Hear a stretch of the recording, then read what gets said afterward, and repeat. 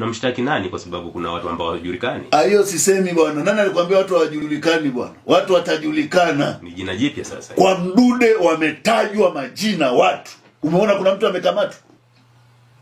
Walisema kuna tume imeundwa kuja. Wewe tume imeundwa wapi? Tume inatumwa kunyamazisha watu. Nani alikwambia tume imeundwa? Tume imefanya nini siku zote? Ili swala la Mdude ni siku la kutafuta siku 3.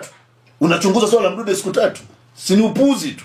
Jeshi la polisi lilikataza kusema maneno haya. Nani alisema? Waambie mimi nimesema. Usiniletee ujinga. Mdude ni rafiki yangu. Siwezi kupangiwa na polisi mimi kusema. Uogopi?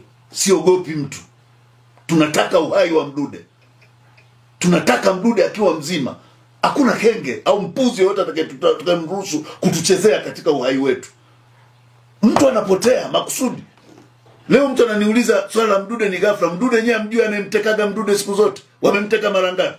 Mara ya mwisho si walimtupa wakijua wamemuua. Haya ingekuwa ni Boni au ni Mwabukusi amefanya hivyo, sio angesema tunamsuspect ni Mwabukusi. Wewe hakuna mtu anayejisheki kuhusu dhama la Mdude.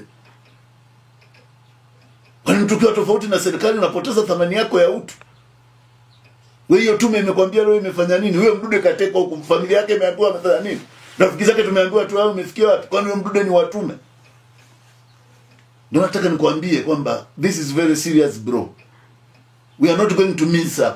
Wala nilisikia hata kuna mabwege walikuwa wanasema shit nakutisha. Hakuna bwege atanitisha mimi hapa Mbeya. Ndampenda mzee.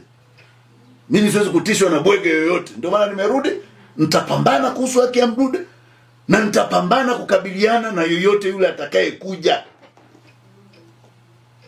Hatuwezi kuwa silenced kwenye masuala ya namna hii. Ni jambo ambalo halivumiliki. Kwa hiyo mimi niseme tu wazi kabisa kwamba ili jambo wala atuulizi wala mimi nataka kusema wote wanaokuamisha jitihada hizi ndio watekaji wenyewe. Kama sio wao watuambie kwa nini wanakuazika na Gwajima kukemea. Kwa nini wanakuazika na Gwajima kukemea? Mtu aliyehusika kabisa ametambuliwa, aliyehusika na dhama la Mdude. Wewe umesikia ameguswa?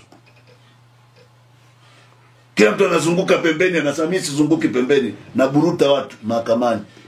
Na watatuambia.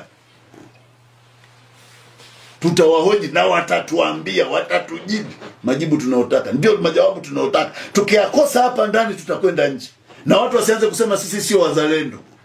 Mtu akikosea kama Mwabukusi amekosea, mkamate, mcharge kwa mujibu wa sheria au hukumiwe na mahakama. Sio mahakama tulizo nazo. Kwa sababu mahakama zimefungwa mikono. Kweli kuna changamoto katika mahakama. Lakini hata kama kuna changamoto, sinifikishe kwenye hizo mahakama tukapambane. Kwa sababu mahakama zina changamoto. Lakini sio kila hakimu au jaji ana changamoto. Wako ambao bado wanasimama kwenye misingi yake. Wapo.